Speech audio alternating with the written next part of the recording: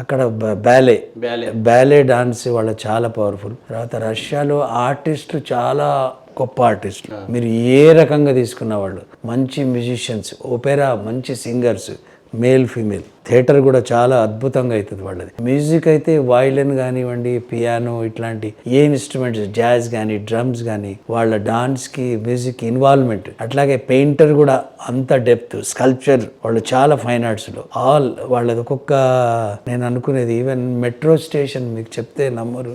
మాస్కోలో metro station every metro station is a art gallery. స్టేషనే art gallery లాగా ఉంటుంది.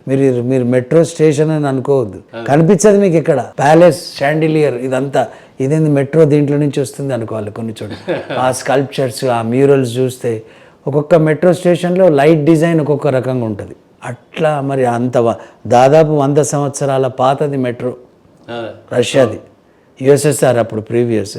ఎందుకంటే నేను యుఎస్ఎస్ఆర్ ఫెస్టివల్ ఆఫ్ ఇండియాకి కూడా వెళ్ళినాం, నేను మంగళ 1987. అప్పుడు రెడ్ కార్పెట్ మొత్తం. అప్పుడు ప్రెసిడెంట్ లెనిన్, గర్బాచౌక్, ఎక్కడ చూసినా మాకు రెడ్ కార్పెట్ ఉండేది అక్కడ.